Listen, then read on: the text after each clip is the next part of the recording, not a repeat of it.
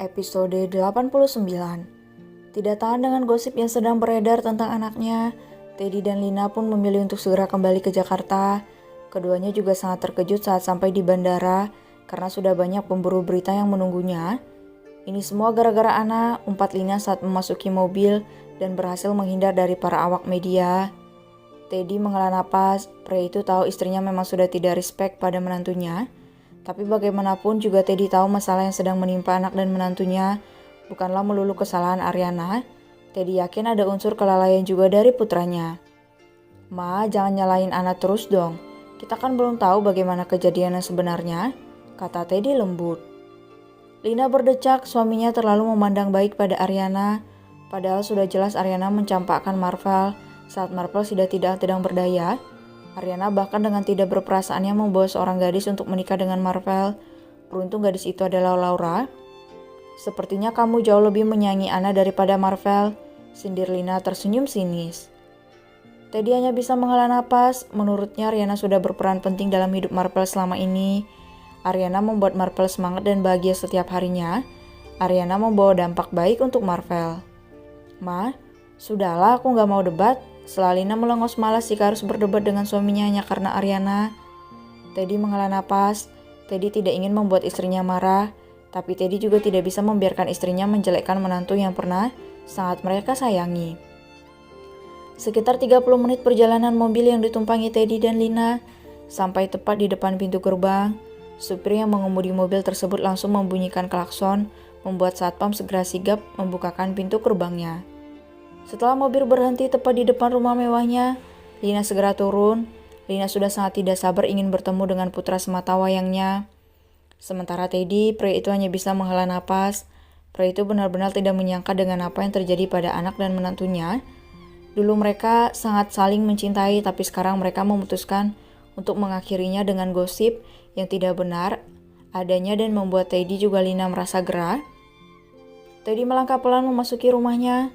Senyumnya mengembang ketika mendapati Lina yang sudah berpelukan dengan Laura, menantu keduanya. Pelan-pelan Teddy melangkah mendekat pada Lina dan Laura, dan pria itu langsung disambut dengan hangat, juga sebuah saliman sopan dari Laura. Mana Ana? Senyuman di bibir Lina memudar mendengar suaminya menanyakan Ariana. Laura yang menyadari itu hanya bisa diam. Sejak proses mediasi beberapa hari lalu, Ariana memang belum pulang ke rumahnya. Laura, panggil Teddy pelan. Nyonya Ariana tidak di rumah, Pak. Laura tidak ingin banyak bicara yang bisa saja menimbulkan penilaian tidak baik dari papa mertuanya. Laura yakin Teddy dan Lina akan tahu sendiri tanpa Laura harus memberitahunya. Pak, kenapa nggak nanyain Marvel dulu? Kenapa harus Ana dulu yang papa tanyakan? Tanya Lina tidak menyangka. Teddy hanya bisa diam. Jika menjawab, Teddy pasti akan salah dan Lina akan semakin marah. Laura menunduk memainkan tangannya sendiri. Laura tidak tahu harus bagaimana, kedua mertuanya tampak sedang dalam keadaan hati yang tidak baik. Ma, papanya khawatir saja. Khawatirkan anak kita yang buta dan tersakiti, Papa. Jangan khawatirkan wanita itu. Selalina cepat. Teddy memejamkan sesaat kedua matanya. Bukan tanpa alasan Teddy menanyakan Ariana. Teddy tahu bagaimana putranya dan Teddy juga sangat yakin Marvel tidak bersalah dalam hal ini.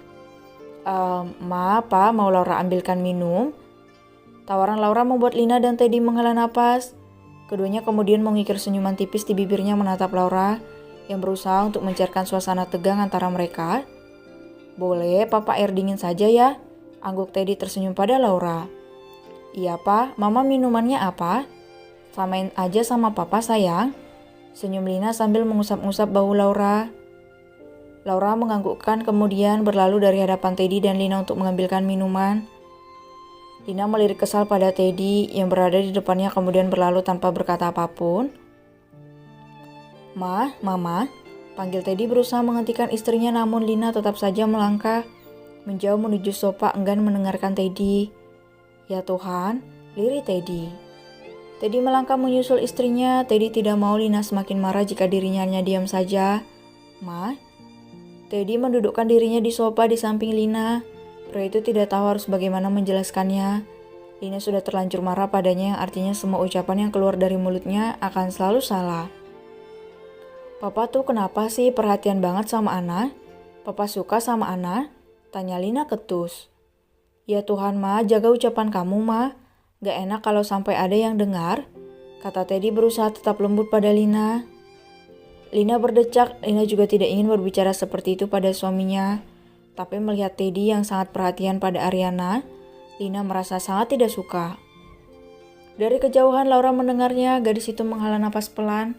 Laura menatap 2 gelas air dingin yang dibawanya ke atas nampan. Laura menjadi ragu untuk mendekat dan memberikan 2 gelas minuman itu pada kedua mertuanya. Nyonya. Laura menoleh saat mendengar suara Bibi. Laura kemudian tersenyum dan menyerahkan nampan yang dibawanya pada Bibi. Bibi, tolong kasih minuman ini sama Papa dan Mama ya. Saya mau telepon Tuan dulu, kata Laura kemudian langsung berlari sebelum Bibi mengiyakan. Laura berlari menaiki tangga menuju kamarnya dan Marvel. Gadis itu berniat memberitahu suaminya bahwa Teddy dan Lina sudah pulang.